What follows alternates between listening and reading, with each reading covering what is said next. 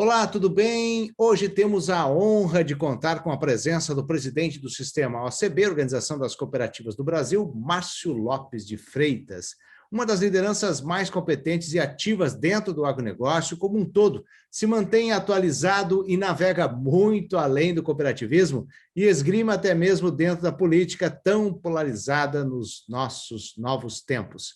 Já é um amigo de longa data, agradeço o pronto atendimento para falarmos sobre Plano Safra, esta construção sempre muito difícil de costurar com todas as necessidades do setor e ainda combinar com o orçamento, combinar com os russos. Seja muito bem-vindo, Márcio. Muito obrigado, Marcelo. É uma grande alegria, um grande prazer estar com você. Você, meu amigo de muito tempo, e estar com os seus ouvintes, os seus telespectadores, conversando um pouquinho sobre a nossa experiência aqui em Brasília, defendendo os interesses do cooperativismo e do agronegócio brasileiro. E o que eu puder atender, responder, para orientar a nossa gente, que precisa de informação séria, informação fidedigna, que você consegue levar. Quero cumprimentá-lo por esse trabalho já de década que eu acompanho. Tá certo, eu que agradeço. A gente está seguindo no assunto, né, do momento, que é a construção do Plano Safra, sempre nessa busca por previsibilidade, né, planejamento, que faz a diferença para todo o agronegócio, para a produção brasileira, que precisa encarar diferentes cenários e custos. Dentro desta nova realidade, buscar as prioridades dos produtores, os encontros até têm sido virtuais, presidente. Como é que está sendo a construção de sugestões para o Ministério? Marcelo, o processo de construção tem sido muito parecido com o dos últimos anos. E não podia ser diferente com o comando da ministra Tereza Cristina. A Tereza é uma pessoa muito ligada ao setor, ela tem essa visão bem ampla e muito participativa. Então, a OCB, bem como a CNA e outras entidades representativas, têm tido a oportunidade de discutir com os órgãos que fazem e constroem o Plano Safra. Basicamente, leia-se Banco Central e Ministério da Agricultura. Esse debate vem já de longa data e eu tenho um grupo na OCB formado por diretores e gerentes financeiros das principais cooperativas e compõe um grupo de trabalho que facilitou muito a vida com esse negócio da Covid, porque nós fazemos agora reuniões virtuais. Então, a intensidade das reuniões, onde nós pudemos trazer as nossas ideias, contrapor, foi até mais oportuno nesta ocasião com o Covid do que em ocasiões onde eram necessárias reuniões presenciais. E eu diria que o processo foi normal e andou relativamente bem. Sempre, obviamente, aquela discussão que nós precisamos migrar de modelo. Isso aí é uma coisa que vem já há alguns anos, que nós precisamos migrar para um modelo de financiamento privado, nós precisamos tirar um pouco a dependência do sistema dos recursos obrigatórios ou de recurso de funding do Tesouro para equalizar, que nós precisamos ir saindo disso. E nós até entendemos isso, mas é importante que se mantenha uma linha de plano safra. Então, a gente vem brigando muito nesses últimos anos, e esse ano não foi diferente, porque nós não queremos parecer retrógrados. Nós queremos ir para a sopa de letrinha do Ivan Vedequim, como a gente já brincou lá atrás, porque é importante as letras, os títulos, outras ferramentas de financiar a agricultura brasileira. Mas é fundamental que se mantenha uma fatia no crédito rural oficial para dar referência para o mercado. O crédito rural brasileiro hoje, todo o pacote do crédito rural para a safra, ele não vai responder por mais de 27%, talvez 28% da necessidade do setor. Vamos falar em números gerais, pegando os dados do PIB do agro, o nosso negócio custa R$ 1 trilhão para rodar. O negócio da agricultura, ele custa, para dar uma pedalada na bicicleta de um ano, de todos os setores, pegando todo mundo, alguma coisa próximo de 1 tri. O governo, no ano passado, disponibilizou 260, entre controlado e livre e tal, ali, o que passou pelas linhas oficiais. Nós temos que achar a forma de ir migrando de modelo, mas sem perder a referência. Márcio, Eu insisto muito nisso. até aproveitando, né, justamente nessa construção, como é que está essa construção? Porque você tem que construir um ambiente regulatório, né, para acesso ao crédito fora do plano safra, né? É uma guinada que o senhor vem alertando há algum tempo, que eu acompanho, né, prevendo lá atrás, mas que não pode ser uma virada de 180, né, uma virada abruptamente, né? Você tem aí a MP do Agro, você tem o FIAGRO. Como é que está essa questão, então, para construir esse ambiente para fazer essa mudança? Ela é muito lenta, porque há muita resistência do sistema financeiro. E há interesses nesse jogo. Nós temos 6 grandes bancos no Brasil que têm praticamente 85% do mercado. O poder desses bancos de negociar, de espremer o governo é muito grande, para diminuir depósito compulsório, para reduzir essas posições. Olha, por exemplo, nós temos a MP do Agro, que em algumas coisas melhorou, facilitou. Em algumas coisas burocratizou. Necessidade de registro de CPR individual, não só as CPRs mães. Tem algumas coisas que, para o caso de cooperativa, deu uma burocratizada. Mas, de alguma forma, regulamentou e se acertou um caminho. O FIAGRO foi muito bem construído. A relatoria do Arnaldo Jardim foi espetacular. Agora, o veto que teve, ele ficou mais parecido com o fiasco do que com o FIAGRO. Porque na hora que você começa a impor taxação tributária em cima do título, você tira a viabilidade dele. Por exemplo, a LCA. LCA foi uma ferramenta que avançou nos últimos anos porque ela dá isenção tributária para o aplicador. Quem compra o título da LCA, letra de crédito rural, agropecuária, né? Letra de crédito agropecuária, ele teria isenção. Mas teria uma obrigatoriedade de aplicação de pelo menos 50% no agro. Quer dizer, os bancos captam na LCA, aplicam 50% no agro e os outros 50% fica livre para o banco.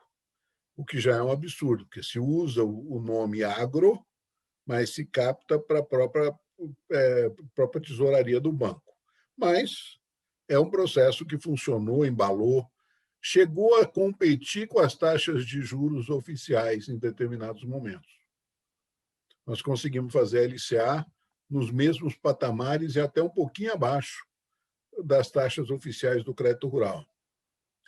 O FIAGRO vinha disciplinar um pouco mais isso e dar oportunidade para criar outros títulos, outras ferramentas. Eu acho que ele ainda está em construção.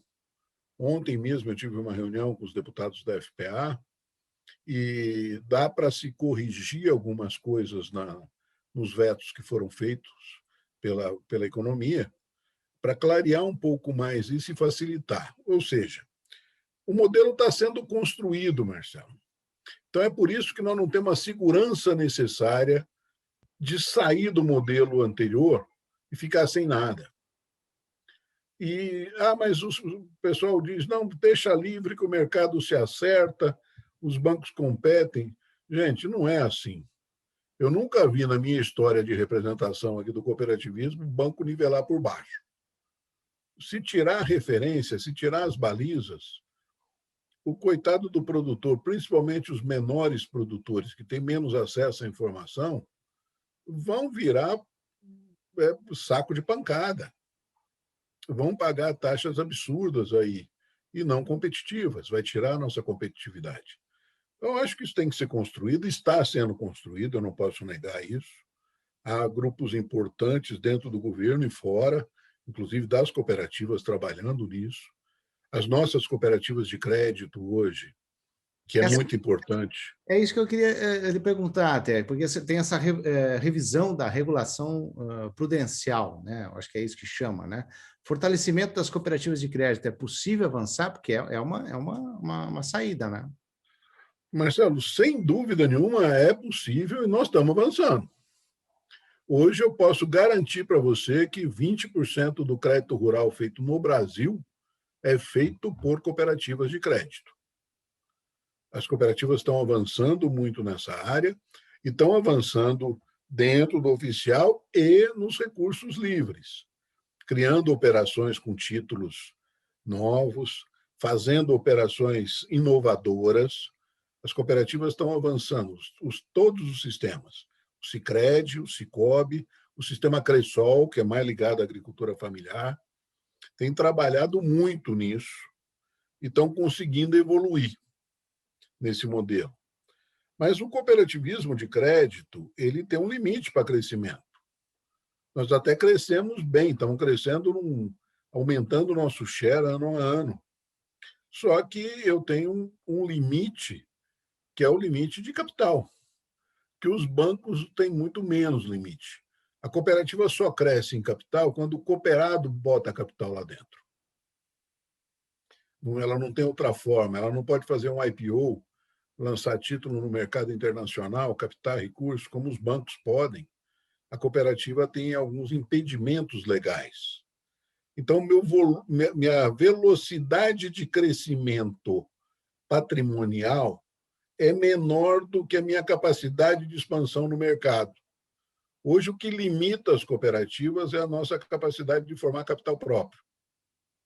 Então, nós estamos indo no máximo do nosso limite de formar esse capital, ampliando a nossa base. É por isso que você tem visto as cooperativas de crédito, antigamente rurais, vindo para cidades, se urbanizando, para aumentar a capital, para ter mais robustez operacional.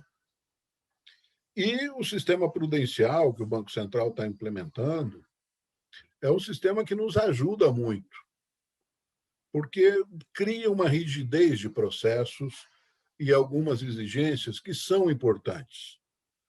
É óbvio que a gente estranha, é óbvio que tem hora que a gente reclama desse exagero de cobranças, mas isso é importante para que o sistema se mantenha sólido e íntegro. O cooperativismo tem que ter muito claramente a integridade na sua vitrine principal.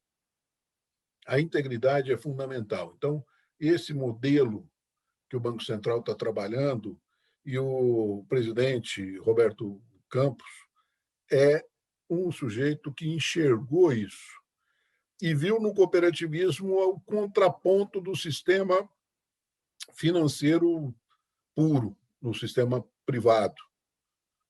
Ele tem nos apoiado, inclusive, quando nós falamos no desafio de ocupar 10% do mercado financeiro, ele falou, não, essa vocês já bateram, eu quero 20%. Dentro do meu mandato como presidente do Banco Central, eu quero ver vocês com 20% do sistema, porque vocês são muito importantes para me dar uma baliza para o mercado financeiro no geral. Vocês são muito mais pulverizados, vocês operam individualmente em diversas regiões, estão onde os bancos não estão e criam referências para o sistema financeiro. Então, nós vamos avançar, mas eu também preciso de tempo. Tá certo. O Márcio, com esse movimento, por exemplo, é um cenário hoje completamente diferente, né? Você tem um movimento de Selic ao contrário da realidade do ano passado, né? Apontando agora para um aumento da taxa até o final do ano, vai exigir muita negociação para equacionar esta conta entre aumentar os juros para os produtores ou conseguir mais recursos de equalização e, por outro lado, você tem um orçamento, tem um ajuste fiscal do governo e se pode ter até corte no Pronaf. Como é que é essa avaliação desse cenário? Marcelo, costurar esse cobertor quando está faltando pano é mais difícil ainda. Esse cobertor sempre foi curto. Esse ano vai faltar pano. Então, nós vamos ter que ter muita criatividade, muito bom senso no direcionamento dos recursos. Nós temos que priorizar, sem dúvida nenhuma, o custeio, que é a base da roda rodar, é a base de todo o processo produtivo, mas também não podemos parar de tudo a linha de investimentos. Porque você tem investimentos lançados que, se você não fizer, você não tem infraestrutura para recepcionar. Você conhece o modelo. se você aumenta a capacidade, se aumenta a produtividade, se melhora a tecnologia, e aonde você vai botar essa soja, esse milho que vai sair lá na frente? Então, você tem que manter um ritmo também do processo de investimentos e dar segurança para que esse investimento aconteça. Hoje, para você ter uma ideia, nós estamos prevendo que as cooperativas agropecuárias brasileiras, esse ano, têm uma necessidade de 12 bilhões de reais para investimento. Investimento em novos silos, em novos armazéns, em terminais portuários, enfim, investimento de uma maneira geral. O que nós esperamos do governo é que tenha pelo menos de 2 a 3 bi. Nosso pedido é 3 bi de disponibilidade para as linhas de investimento. Quer dizer, mas não é suficiente. Mas as cooperativas, com isso, ganham confiança de continuar seus projetos e não interrompê-los. Quando a gente fala em financiamento público, primeiro é deixar bem claro que não é doação, é empréstimo e é remunerado. Segundo, ele não é total, ele é de parte do que você está fazendo, e quando você traz o governo para sócio no processo, você tem muito mais segurança de médio e longo prazo. O que no cenário político que está aí desenhado, nós não temos naturalmente. Então, falta isso. Quer dizer, o nosso sonho seria ter um plano agrícola como é mais ou menos nos Estados Unidos, a lei agrícola para 5 anos, que quando termina, eles lançam a lei para 5 anos, já começam a trabalhar na próxima lei dos daqui a 5 anos. Planejamento. Uma coisa de planejamento, de médio e longo prazo. Como nós não entendemos a impossibilidade no Brasil ainda de se desenhar isso a longo prazo, nós precisamos criando mecanismos paliativos de segurança. E quando você tem um alinhamento, tem uma linha para investimento em armazém, uma linha diferenciada de médio e longo prazo, mesmo que ela seja 1/3 ou 1/4 da necessidade, ela baliza o mercado, ela dá referência e segurança. Mesmo que você não se utilize plenamente disso, você cria uma referência e dá uma segurança para você atuar. Agora, o corte no orçamento foi algo. Vocês estavam esperando um corte, obviamente, mas dessa parte, dessa negociação do orçamento, como é que você avalia? Eu acho que essa maneira como foi apresentado esse relatório, tem muita coisa para ser esclarecida, Marcelo. Primeiro, precisa saber o quanto saiu e para onde foi. O que nós tivemos a notícia é de um corte linear de 26 bi. Só que você vê um crescimento de 26 bi nas emendas parlamentares de comissões fixas. Então, isso aí precisa ser melhor discutido. Essas coisas têm que ser botadas mais às claras, mais transparente. E eu acredito que a economia, até por questão de inteligência estratégica, vai ter que recompor esse orçamento nas partes que foram afetadas, e não é só a parte agrícola, principalmente para pequeno e médio, a principal linha de corte foi em Pronaf e Pronamp. E aí afeta muito as cooperativas, porque hoje o principal aplicador de Pronaf no Brasil não é mais o Banco do Brasil. O principal aplicador de Pronaf é o Sicredi, o segundo é o Sicob. É quem mais faz essas operações. Então, corta numa base que vai ter que ser recomposta, na minha visão, e a economia vai rever um pouco esses cálculos, na minha visão, por uma questão estratégica. Ela não pode correr o risco de pegar esse bitrem carregado nosso da agricultura brasileira, que está andando bem, mas tem um subidão aí pela frente. Ela não pode correr o risco de engolir o caroço, de faltar diesel. Você já foi caminhoneiro? Você já fez um programa de caminhão? Você sabe o que é isso. Se parar no meio da subida, volta de baixar ré fazendo estrago. Eu já fui de Sorriso, de 47 toneladas até o Porto de Santos, a gente sai 5 dias cumprindo ainda a legislação que a recém tinha chegado, a nova legislação do motorista. A gente sabe muito bem o que é isso. E não estava Eu duplicado. lembro, eu acompanhei aqueles programas seus todos. E não estava duplicado ainda. Agora, é complexo essa questão de orçamento, né? E você tem que... Agora, Você já eu colocou... acho que nós vamos ter que trabalhar em cima disso, politicamente. Já fizemos essa... Desculpe. Não, faz parte, não tem como ser diferente, né? Eu estou em casa, então chegou meu filho com o cachorro dele. Então, a minha cachorrinha aqui já fez uma pampeira. Tá tudo em casa, tudo em casa. Não tem eu. Eu cheguei, foi tão forte o latido que eu achei que era aqui, eu digo, fiquei olhando se não estava.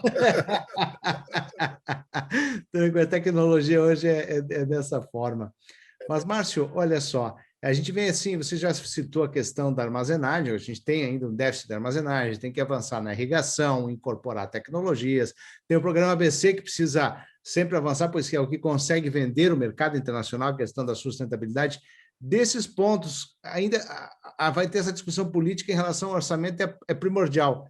E daí tem como avançar esses pontos, você acredita que também são pontos prioritários? Sem dúvida nenhuma. Eu até me atrasei um pouco na minha conversa com você, eu estava conversando com a presidente Aline, da comissão, e falando para ela dessa importância dessa recomposição. E acho que a Aline vai ser um player importante. Primeiro, porque é uma deputada muito ligada ao setor, muito da base, e de uma região que você conhece, é muito bem desenvolvida, muito tecnológica, que é a região ali do ABC, da Castrolanda, de cooperativas muito fortes, muito bem estruturadas. E a Aline tem a vantagem de ser uma parlamentar competitiva, combativa, mas ela é também vice-líder do governo na Câmara. Então, ela tem um poder de penetração no palácio ou na esplanada melhor, mais fácil.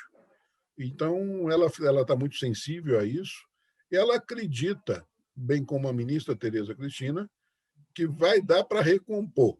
Não vai dar para melhorar muito do que nós tínhamos no ano passado, mas dá para recompor. Vamos ter que discutir alguma coisa em taxa de juro. Nós tínhamos uma expectativa de redução. Eu diria hoje que se nós conseguíssemos a manutenção, está de bom tamanho. O pedido era de redução de pelo menos 1 ponto percentual por razões óbvias da Selic. Agora, com essa inversão e com esse momento que nós estamos vivendo, eu acho que ela permanecer nos patamares do ano passado, ela fica mais dentro da lógica do ano. E, provavelmente, algumas negociações pontuais de rubricas. Vai um pouco mais de recursos para cá, um pouco mais para lá. E garantir também, Marcelo, tem uma outra coisa muito importante. Nós precisamos garantir, além do orçamento da prática, do orçamento que vai ser disponibilizado ao agricultor, nós precisamos manter o orçamento do Ministério da Agricultura para fazer a coisa rodar. Por exemplo, seguro rural não é do orçamento do Plano Safra, ele é orçamento do Ministério. Se houver um corte dentro do orçamento do Ministério, nós vamos ter dificuldade com o seguro. E agora que nós batemos um bi no seguro, foi uma luta para chegar nesse bi. Se a gente começar a regredir, é um retrocesso.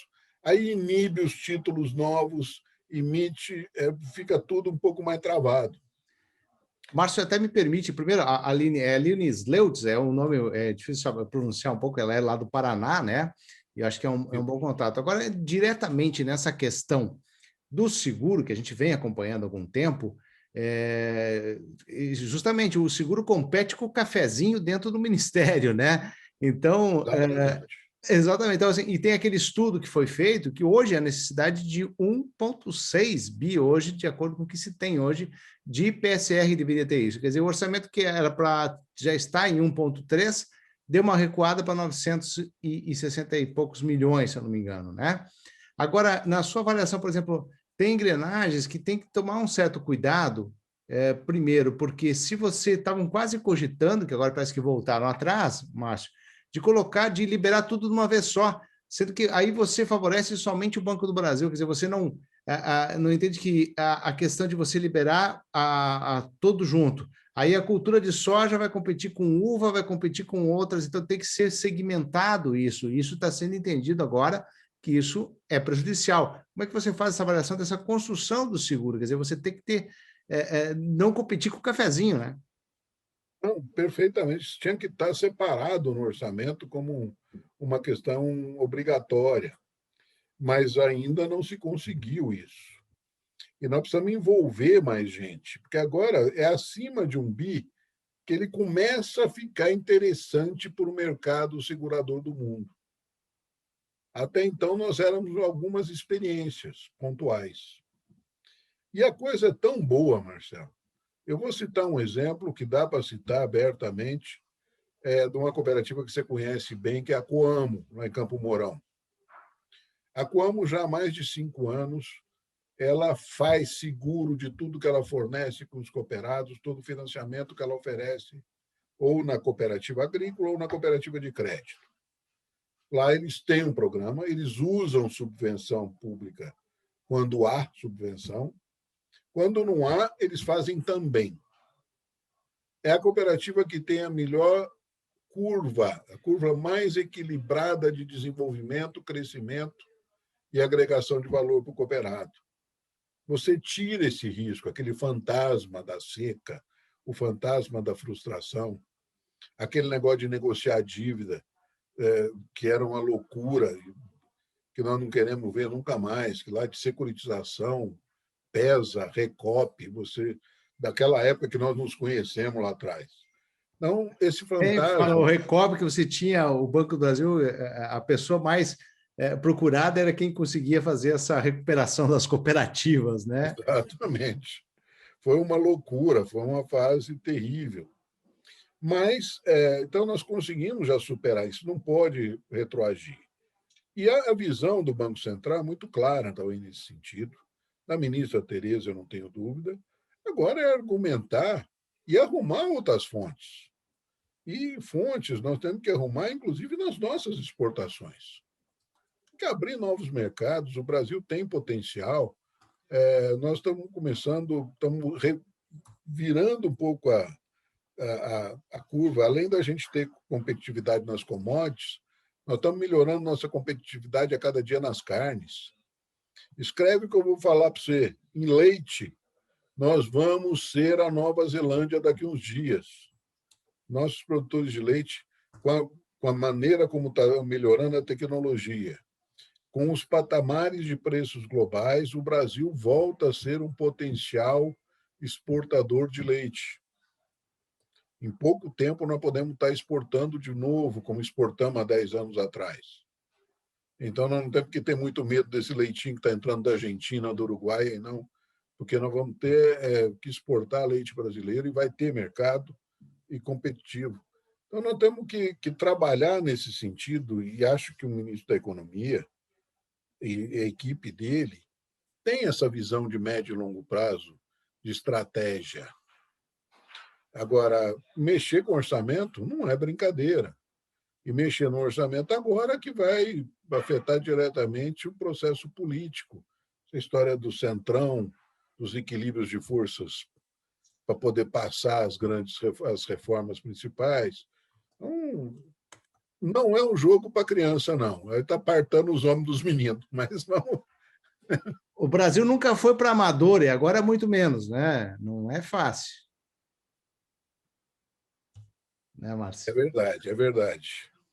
Mas, Márcio, te agradeço muito, acho que foi muito esclarecedora essa entrevista, é importante, a gente vai largar ela na íntegra, né? Porque é importante esse debate, nós temos que chamar isso para o debate, que haja um envolvimento cada vez maior de todos os elos do setor, das entidades que são representativas, né? Muito obrigado, presidente do Sistema OACB, Márcio Lopes de Freitas, muito obrigado pela sua entrevista. Eu que agradeço, Marcelo. Foi uma honra para mim participar com você.